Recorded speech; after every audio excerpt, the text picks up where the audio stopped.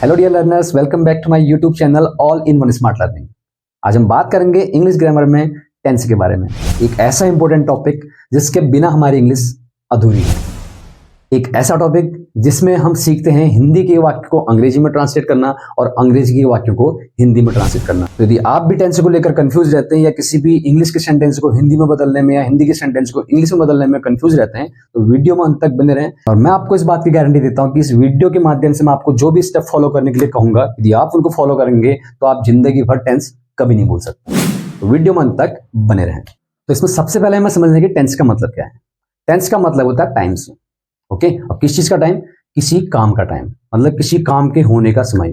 तो टेंस एक ऐसी चीज है जिसमें हमें क्या पता चलता है? किसी काम के होने का समय पता चलता है कि कोई भी काम कौन से समय पे हो रहा है। बीते हुए समय में हो रहा है, वर्तमान समय में हो रहा है या आने वाले समय पे होगा।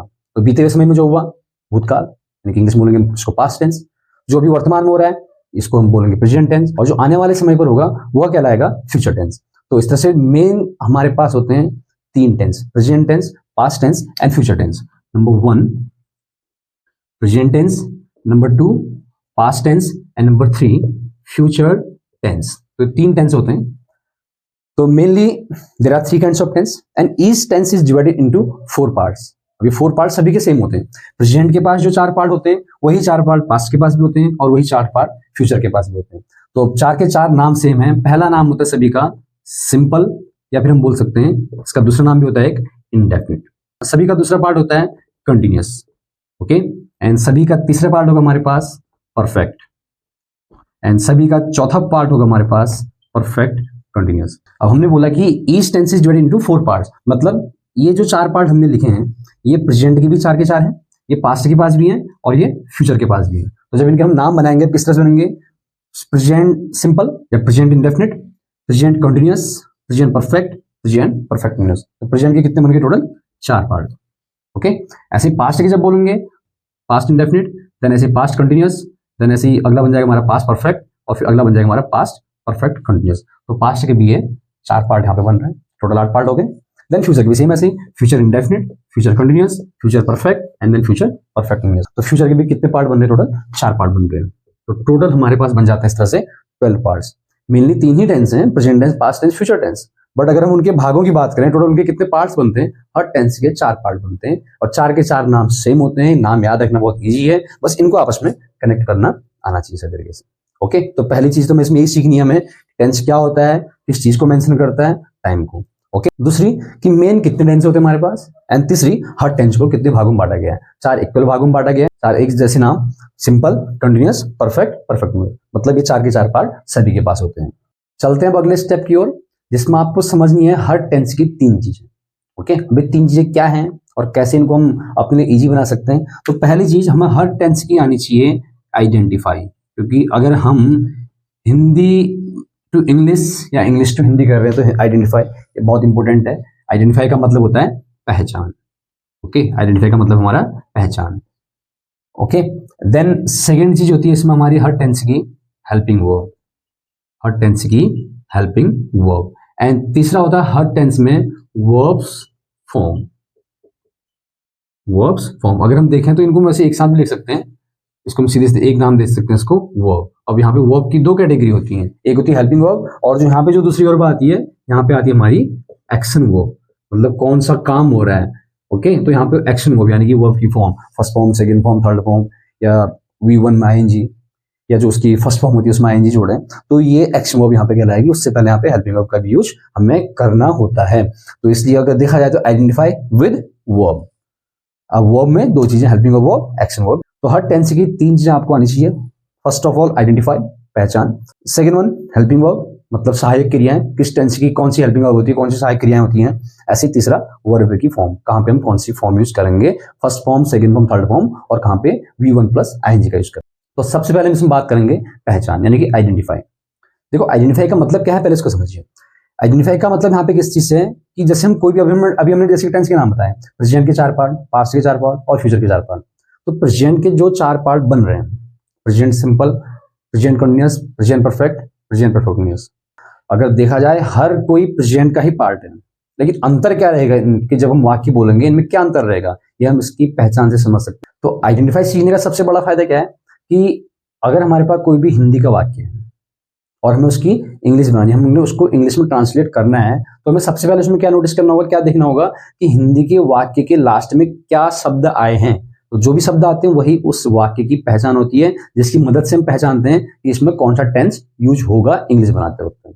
ठीक ऐसे ही अगर आपके पास इंग्लिश का सेंटेंस है और इंग्लिश के सेंटेंस को हिंदी में समझना है या हिंदी में ट्रांसलेट करना है, तो उस वक्त हिंदी में जब आप ट्रांसलेट करेंगे लास्ट में किस टाइप के शब्दों का यूज करेंगे, तो ये चीज आप बहुत इजीली समझ सकते हैं। तो समझने के लिए आप इसमें देखिए बहुत इजी तरीका है। सबसे पहले आपको याद रखना है प्रेजेंट की पहचान क्या होती है, ओके।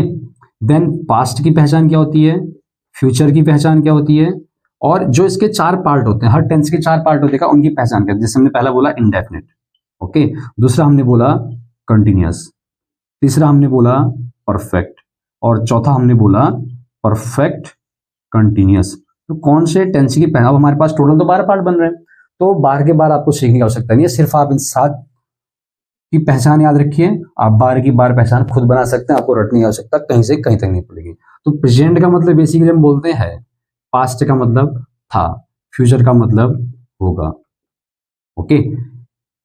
इंडेफिनिट का मतलब होता है यहाँ पे ता ती ते से मतलब आएगा। कंटिन्यूअस का मतलब काम कंटिन्यू है, तो काम मतलब कंटिन्यू है बोलेंगे तो काम हो रहा है, मतलब कंटिन्यू था तो हो रहा था, कंटिन्यू होगा मतलब हो रहा होगा, तो इसमें रहा जाएगा। परफेक्ट का मतलब पूरे होने से होता है, पूरा हो चुका है बोल सकते हैं, पूरा हो चुका था बोल सकते हैं, ऐसे पूरा हो चुका होगा, यानी कि कॉमन वर्ड हमें यहाँ पे मिल रहा है चुका। और से परफेक्ट कंटिन्यूअस की होती है रहा। लेकिन एक चीज और आती है हमारे पास यहाँ, वो है समय। मतलब हमें कोई भी काम के होने का समय जब पता चलता है, तो ये भी पता चलता है कि काम कब से हो रहा, कब से, तो एक शब्द और जुड़ेगा इसमें, कब से। तो अब इसको और अच्छे से समझने के लिए अब इसको देखिए कनेक्ट करते हैं आपस में, किस तरह से कौन सी पहचान कैसे हम कनेक्ट करेंगे किस टेंस के साथ। तो जब हम बात करेंगे प्रेजेंट इंडेफिनिट की, मतलब प्रेजेंट इंडेफिनिट के वाक्यों के लास्ट में क्या आएगा, तो बहुत इजी तरीका है। जो ये 4 पार्ट हैं इनकी पहचान हमने पहले बोल ली है, और जो मेन टेंस होते हैं हमारे पास present past future, okay, present past future जो मेन टेंस है इनकी पहचान लास्ट में आएगी, ओके। तो पहले इनको बोलना है। जब हम बात करते हैं प्रेजेंट इंडेफिनिट की, तो यानी कि इंडेफिनिट की पहचान पहले आएगी ता, प्रेजेंट की बाद में आएगी इसमें है, तो क्या बन जाएगा हमारा ता है। तो प्रेजेंट इंडेफिनिट क्या बनती पहचान यहाँ पे, ता है। ऐसे अगर हम बात करेंगे प्रेजेंट कंटिन्यूअस की, अब ऐसे कंटिन्यूअस का ले लेंगे, यहाँ से हम कंटिन्यूअस की पहचान होती है हमारे पास रहा, तो इसका आ जाएगा रहा है, क्योंकि हम प्रेजेंट की बात कर रहे हैं, रहा है आ जाएगा इसका, ओके। देन जब हम बात करेंगे प्रेजेंट परफेक्ट की, तो परफेक्ट की पहचान की इसको पहले बोलेंगे चुका, प्रेजेंट का भी आएगा है, चुका है, ठीक है। ऐसे ही प्रेजेंट परफेक्ट कंटिन्यूअस बोल रहे हैं अगर जब, तो रहा है, तो सिर्फ रहा है नहीं बल्कि कब से, ये शब्द इसमें जुड़ेगा, ये शब्द भी इसमें जुड़ेगा। अब हमने इसको जोड़ना है किसी एक्शन के साथ, किसी काम के साथ, तो हम सीधे सीधे बोल सकते हैं, जैसे हम बोल रहे हैं प्रेजेंट इंडेफिनिट, ता है मतलब काम करता है, ठीक है। ऐसे ही प्रेजेंट कंटिन्यूअस बोलेंगे रहा है मतलब काम कर रहा है, प्रेजेंट परफेक्ट बोलेंगे तो चुका है मतलब काम कर चुका है, प्रेजेंट परफेक्ट कंटिन्यूअस बोलेंगे मतलब रहा है, कर रहा है। अब यहाँ पे आ जाएगा कब से कर रहा है, तो कब से कर रहा है उसके लिए यहाँ पे कोई पर्टिकुलर वर्ड मिलेगा जो हमें कब से का उत्तर देगा, जैसे कब से कर रहा है, ठीक है। तो इस तरह से हम टेंस की पहचान को आराम से बना, तो जैसे हमने प्रेजेंट के 4 बनाए, ऐसे ही पास्ट के और फ्यूचर के भी बना सकते हैं। देखिए कैसे, जब हम बात करेंगे पास्ट इंडेफिनिट की, तो यही सेम हम तरीका हम यूज करना है। पास्ट की क्या है था, इंडेफिनिट क्या है था, तो पहले हमने इस पहचान बोलना है ता था, ओके। पास्ट कंटिन्यूअस, तो सेम कंटिन्यूअस की पहचान पहले रहा था, पास्ट कंटिन्यूअस की क्या हो जाएगी रहा था, ठीक। ऐसे आगे बढ़ते हुए पास्ट परफेक्ट, तो परफेक्ट की पहचान पहले चुका था, ऐसे पास्ट परफेक्ट कंटिन्यूअस, तो इसका आ जाएगा कब से कर रहा था, ठीक है। ऐसे फ्यूचर का भी होगा, जब हम फ्यूचर की बात करेंगे फ्यूचर इंडेफिनिट। अब फ्यूचर इंडेफिनिट एक चीज आपको ध्यान देनी है, इसमें जैसे यहाँ पे ता होगा वाला आ रहा है, तो ता होगा वाली पहचान नहीं है कि फ्यूचर में थोड़ा सा, फ्यूचर का जो सिंपल वाला या फ्यूचर का इंडेफिनिट है इसमें थोड़ा सा अपवाद हो जाएगा, इसका गा गी गे का यूज करेंगे, सिर्फ इसमें ता और ये होगा शब्दों का हम यूज नहीं करेंगे फ्यूचर इंडेफिनिट में, बाकी और जगह सब में सेम तरीके से यूज किया जाएगा। फ्यूचर कंटिन्यूअस जब बोलेंगे, फ्यूचर कंटिन्यूअस, तो फ्यूचर की हमारे पास होगा, कंटिन्यूअस की है रहा, तो इसका आ जाएगा रहा होगा, काम कर रहा होगा। ऐसे फ्यूचर परफेक्ट जब बोलेंगे चुका होगा मतलब काम कर चुका होगा। फ्यूचर परफेक्ट होने की हम जब बात करेंगे तो इसमें रहा होगा, काम कब से कर रहा होगा। तो ये सारी इस तरह से पहचान बनेंगी, मतलब किस टेंस के वाक्य के लास्ट में क्या आएगा। अब हमें जब ये पता रहेगा कि किस टेंस के वाक्य में क्या आ रहा है करके, तो उसी के अकॉर्डिंग जब हम उसकी इंग्लिश बनानी होती है, इंग्लिश में ट्रांसलेशन करना होता है, तो इंग्लिश में ट्रांसलेशन करते वक्त जिस टेंस की पहचान होती है उसी टेंस के नियमों का यूज करना होता है। तो पहली चीज क्लियर हो चुकी है, पहचान किस टेंस की क्या। ओके, देन सेकेंड हमें समझना है हर टेंस की हेल्पिंग वर्ब, किस टेंस में कौन सी हेल्पिंग वर्ब यूज की जाएगी। तो without helping verb we can't complete a sentence, कोई भी सेंटेंस हम कंप्लीट नहीं कर सकते बिना हेल्पिंग वर्ब के। सबसे इंपॉर्टेंट पार्ट होता है किसी भी इंग्लिश के सेंटेंस का, तो समझने के लिए इसमें आगे बने रहे वीडियो में। तो जब हम बात करते हैं हेल्पिंग वर्ब की, सबसे पहले हम देखो बहुत इजी तरीके से बताऊंगा। इसको हमने डिवाइड करना है प्रेजेंट इंडेफिनिट, इसको कुछ इस तरीके से सीखना है, प्रेजेंट इंडेफिनिट। देन सेकंड हम सीखेंगे पास्ट इंडेफिनिट। ओके, थर्ड हम सीखेंगे प्रेजेंट कंटिन्यूअस, और इसी में अगला सीखेंगे पास्ट कंटिन्यूअस। तो सबसे पहले सिर्फ प्रेजेंट और पास्ट के समझना है आपको, present continuous, past continuous, then present perfect, और फिर इसके बाद इसी का आ जाएगा पास्ट में पास्ट परफेक्ट। अगला हो जाएगा प्रेजेंट परफेक्ट कंटिन्यूअस। ओके, और इसका फिर इधर और हो जाएगा पास्ट परफेक्ट कंटिन्यूअस। तो प्रेजेंट पास्ट करके आपने पहले प्रेजेंट की समझने, क्योंकि बहुत इजी तरीका रहेगा, और फिर इसी के बाद हम इसमें जो अगला सीखेंगे फ्यूचर का उसके बाद। तो हर टेंस में जब हम हेल्पिंग वर्ब की बात करते हैं तो पहले ये जो तरीका मैं आपको बताने जा रहा हूँ, प्रेजेंट पास्ट करके जो मैंने लिखा है, मतलब प्रेजेंट के चार के चार पार्ट और पास्ट के चार पार्ट, ये सबसे इजी तरीका है, सबसे आसान तरीका है हर टेंस की हेल्पिंग वर्ब को याद रखने का। लेकिन इसको समझने से पहले आपको ये याद रखना होगा हर टेंस में 3 टाइप के सेंटेंस बनाए जाते हैं। हर टेंस में कितने टाइप के सेंटेंस बनाए जाते हैं? 3 टाइप के। हर टेंस में 3 टाइप के सेंटेंस। ओके, अब वो 3 टाइप के सेंटेंस कौन कौन से होते हैं? पहला होता है हमारे पास पॉजिटिव सेंटेंस, दूसरा होता है हमारे पास नेगेटिव सेंटेंस, और तीसरा होता है हमारे पास इंटेरोगेटिव सेंटेंस। तीसरा होता है इंटेरोगेटिव सेंटेंस। तो ये 3 टाइप के सेंटेंस बनते हैं। हेल्पिंग वर्ब को समझने के लिए सबसे पहले याद रखना है हर टेंस में 3 टाइप के सेंटेंस बनते हैं। Clear? Positive sentence, negative sentence, interrogative sentence. तो इसको कनेक्ट करते हैं इसके साथ, इस सेंटेंस का इससे क्या मतलब। तो इसमें हमने याद रखने की जो टोटल 12 पार्ट्स हैं, ठीक है, किस टेंस में कौन सी हेल्पिंग वर्ब यूज की जानी है और कौन से सेंटेंसेस में की जानी है। तो सबसे पहले याद रखें प्रेजेंट इंडेफिनिट और पास्ट इंडेफिनिट। सिर्फ ये 2 टेंस ऐसे हैं, प्रेजेंट इंडेफिनिट और पास्ट इंडेफिनिट। ओके, सिर्फ ये 2 टेंस ऐसे हैं जिनके पॉजिटिव सेंटेंसेज में हम हेल्पिंग वर्ब का यूज नहीं करते। No use of helping verb in present indefinite and past indefinite, only positive sentences में। Okay, only in positive sentences, no use of helping verb. सिर्फ पॉजिटिव सेंटेंस में helping verb use नहीं किया जाएगा, लेकिन नेगेटिव और इंटेरोगेटिव सेंटेंसेज में use किया जाएगा। तो प्रेजेंट इंडेफिनिट के नेगेटिव और इंटेरोगेटिव में क्या आता है, ऐसे पास्ट इंडेफिनिट के नेगेटिव और इंटेरोगेटिव में क्या आता है, इसको समझना है। प्रेजेंट का समझिए, पास्ट का खुद ब खुद आएगा। तो प्रेजेंट में आता है डू और डज। ओके, अब डू और डज का पास्ट जो भी होता है वो आ जाएगा हमारा पास्ट इंडेफिनिट में। तो डू और डज का पास्ट होता है हमारे पास डिड, तो डिड का यूज किया जाएगा हमारा पास्ट इंडेफिनिट में। क्लियर? तो प्रेजेंट और पास्ट क्लियर। सिर्फ इतना सा याद रखना है कि प्रेजेंट इंडेफिनिट और पास्ट इंडेफिनिट के पॉजिटिव सेंटेंसेज में हेल्पिंग वर्ब का यूज नहीं किया जाता है, और नेगेटिव और इंटेरोगेटिव में किया जाता है। प्रेजेंट सिंपल या प्रेजेंट इंडेफिनिट में डू और does, only negative and interrogative, and past indefinite में ओनली डिड। क्लियर? देन आगे बहुत इजी है, प्रेजेंट कंटिन्यूअस के सभी सेंटेंसेज में इज एम आर का यूज किया जाएगा। पास्ट कंटिन्यूअस में इज एम आर का पास्ट आ जाएगा हमारा वॉज या वर। देन प्रेजेंट परफेक्ट का याद रखेंगे तो पास्ट परफेक्ट का इजीली याद हो जाएगा। प्रेजेंट परफेक्ट की हेल्पिंग वर्ब होती है हमारे पास हैज और हैव। तो पास्ट परफेक्ट यानी कि हैज और हैव का पास्ट, यहाँ पे आ जाएगा हमारे पास हैड, क्योंकि हैज और हैव का पास्ट होता है had. Okay, present perfect continuous, past perfect continuous और फ्यूचर परफेक्ट कंटिन्यूअस। इसको बहुत इजी तरीके से बताऊंगा मैं आपको, लेकिन लास्ट में, क्योंकि इसका बहुत इजी तरीका है। लेकिन इससे पहले हम यहाँ पे क्लियर कर लेते हैं अब जो हमारे फ्यूचर के बच रहे हैं। फ्यूचर इंडेफिनिट, दूसरा हमारे पास इसमें फ्यूचर कंटिन्यूअस, तीसरा इसमें हमारे पास आता है फ्यूचर परफेक्ट। बहुत इजी तरीका है। फ्यूचर के सभी पार्ट में हमारे पास आमतौर पर आती है हेल्पिंग वर्ब जो है विल और सेल। फ्यूचर इंडेफिनिट में भी विल और सेल, कंटिन्यूअस में भी विल और सेल, और परफेक्ट में भी विल और सेल। लेकिन सिर्फ विल और सेल का यूज नहीं करेंगे, बल्कि विल और सेल के बाद एक शब्द और जुड़ जाएगा इसके कंटिन्यूअस और परफेक्ट वाले में। तो विल और सेल के बाद कंटिन्यूअस वाले पार्ट में आता है बी, तो बन जाएगा हमारा will be shall be. Okay, और फ्यूचर परफेक्ट वाले में विल और सेल के बाद आ जाता है हमारे पास हैव, तो बन जाएगी हमारी हेल्पिंग वर्ब विल हैव या सेल हैव। क्लियर? अब देखिए ये 3 टेंस, इनकी हेल्पिंग वर्ब को समझना बहुत इजी है। Present perfect continuous, past perfect continuous, future perfect continuous. इन 3 टेंसेस की हेल्पिंग वर्ब को याद रखना, इनको समझना बहुत इजी है। जो भी इनके परफेक्ट हमारा, अगर हम बात करें प्रेजेंट परफेक्ट कंटिन्यूअस की हेल्पिंग वर्ब, तो जो भी प्रेजेंट परफेक्ट की हेल्पिंग वर्ब होती है वही हेल्पिंग वर्ब यहाँ पे भी आएगी। अगर हम बात करें पास्ट परफेक्ट कंटिन्यूअस की हेल्पिंग वर्ब, तो जो भी पास्ट परफेक्ट की हेल्पिंग वर्ब होती है वही यहाँ पे आएगी। ऐसे फ्यूचर परफेक्ट कंटिन्यूअस की अगर हेल्पिंग वर्ब अगर समझनी है तो आपको पहले फ्यूचर परफेक्ट की हेल्पिंग वर्ब आनी चाहिए। क्लियर? तो प्रेजेंट परफेक्ट की हेल्पिंग वर्ब हम ऑलरेडी यहाँ पे पढ़ चुके हैं, हैज और हैव है, तो प्रेजेंट परफेक्ट की हेल्पिंग वर्ब हमारे पास आ जाएगी सेम यहीं पे, हैज और हैव। ओके, ऐसे ही पास्ट परफेक्ट कंटिन्यूअस में पास्ट परफेक्ट की हेल्पिंग वर्ब यूज की जाएगी, सिर्फ पास्ट परफेक्ट की हेल्पिंग वर्ब यूज की जाएगी। पास्ट परफेक्ट हमारे पास है हैड, यहाँ पे आ जाएगा हमारे पास हैड। और फ्यूचर परफेक्ट कंटिन्यूअस को समझने के लिए कहा हमने फ्यूचर परफेक्ट, तो फ्यूचर परफेक्ट की हम ऑलरेडी पढ़ चुके हैं, यहाँ पे विल हैव या शैल हैव। क्या एक सीखिए, दूसरी खुद ऑटोमेटिकली आ जाएगी विल हैव।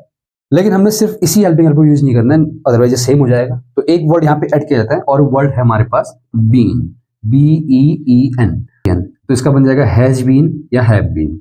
ओके, ऐसी हैड के बाद यहाँ पे आ जाएगा बीन, पास्ट परफेक्ट कंटिन्यूअस बन जाएगा। फ्यूचर परफेक्ट कंटिन्यूअस, इसमें विल हैव ऑलरेडी है, तो इसमें एक शब्द और आ जाएगा बीन, ये बन जाएगा will have been, shall have been. Clear है? तो इस तरह से हमारी सारी हेल्पिंग वर्ब इजीली बन जाती है। अब इसी में एक चीज और आती है वर्ब्स फॉर्म, कि कहाँ पे हम कौन सी फॉर्म का यूज करेंगे, वर्ब की first form, second form, third form. तो इसको समझना भी बहुत इजी है। तो वर्ब की फॉर्म को समझने के लिए हमें सिर्फ किसका यूज करना है, इसके जो 4 पार्ट होते हैं उनका, सिंपल या इंडेफिनिट जो हमने बोला इसके अकॉर्डिंग समझेंगे हम। दूसरा हमने बोला कंटिन्यूअस, तीसरा पार्ट हमने बोला था परफेक्ट, और चौथा पार्ट हमने बोला था परफेक्ट कंटिन्यूअस। इन चारों की मदद से हमने समझना है कहाँ पे कौन सी वर्ब की फॉर्म। अगर देखा जाए तो हमने कहा कि एक टेंस में 3 टाइप के सेंटेंस बन रहे हैं, ठीक है, एक टेंस में 3 टाइप के सेंटेंस, और हमारे पास टोटल 12 टेंस हैं, ठीक है, टोटल 12 भागों में बांटा गया, तो टोटल हमारे पास बन जाएंगे 36 टाइप के सेंटेंस। अब 36 टाइप के सेंटेंस बन रहे हैं, तो 36 की 36 जगह आपको अलग अलग वर्ब की फॉर्म यूज करनी है। कहाँ पे फर्स्ट फॉर्म यूज करेंगे, कहाँ पे सेकंड फॉर्म यूज करेंगे, कहाँ पे थर्ड यूज करेंगे, कहाँ पे ING फॉर्म यूज करेंगे हम। सिर्फ ये 4 आपको समझने, इन चारों को अगर आप समझ गए सही तरीके से, 36 जगह आप वर्ब की फॉर्म का यूज सही तरीके से कर सकते हैं। कौन सी 36 जगह ऑलरेडी आपको बता चुका हूं, ठीक है। तो सबसे पहले आप इन 3 को समझिए। कंटिन्यूअस नाम से ही समझ सकते हैं, ING, यानी कि इसमें आपने क्या करना है, जो V1 होगी V1 में ING ऐड कर देना है। मतलब प्रेजेंट कंटिन्यूअस का कोई भी सेंटेंस जाए, ये सभी के लिए आएगा, ठीक है, ये सभी वाक्य में आएगा हमारा। तो मतलब प्रेजेंट कंटिन्यूअस का कोई भी वाक्य अगर, चाहे वो पॉजिटिव सेंटेंस है, नेगेटिव सेंटेंस या इंटेरोगेटिव सेंटेंस है, तो सब जगह हम V1 प्लस ING का यूज करेंगे। क्लियर? ऐसे परफेक्ट नाम से आपको याद रखना है V3, ठीक है, V3। अब वो प्रेजेंट परफेक्ट का कोई भी वाक्य हो तब भी आपने V3 यूज करनी है, पास्ट परफेक्ट का कोई भी वाक्य हो तब भी आपने V3 यूज करनी है, फ्यूचर परफेक्ट का कोई भी वाक्य हो तो तब भी आपने V3 का यूज करना है। क्लियर? ऐसे ही परफेक्ट कंटिन्यूअस, तो इसमें याद रखना अपने, फिर से वही सेम इसी की तरह आता है V1 प्लस ING। मतलब प्रेजेंट परफेक्ट कंटिन्यूअस में भी सभी में V1 प्लस ING, कोई भी सेंटेंस आए, सेम ऐसे पास्ट परफेक्ट कंटिन्यूअस में और फ्यूचर परफेक्ट कंटिन्यूअस में भी सभी में V1 प्लस ING का यूज करना है। बचा हमारा सिंपल और इंडेफिनिट। इसमें अमूमन इसमें फर्स्ट फॉर्म का यूज आपने करना है, V1, ओके, V1 का यूज करना है। लेकिन सिर्फ एक चीज यहाँ पे ऐसी है जहां पे हम V1 का यूज नहीं करते हैं, और एक चीज है सिंपल पास्ट का, जब हम पॉजिटिव सेंटेंस बनाते हैं तो इसमें हम V2 का यूज करते हैं। ये इकलौता टेंस, इकलौता सेंटेंस, ठीक है, जिसमें हम V2 का यूज करते हैं। सिंपल पास्ट के पॉजिटिव सेंटेंसेस में V2 का यूज करता है। बाकी आपको सिंपल नाम से ही समझना है, इंडेफिनिट नाम से ही समझना है, V1। अब चाहे वो सिंपल पास्ट का नेगेटिव या इंटेरोगेटिव सेंटेंस भी होगा तो आप V1 का यूज करेंगे। प्रेजेंट सिंपल का कोई भी सेंटेंस होगा तो उसमें भी आप V1 का यूज करेंगे। ऐसे फ्यूचर सिंपल या फ्यूचर इंडेफिनिट का कोई भी सेंटेंस होगा उसमें भी आप V1 का यूज करेंगे। क्लियर?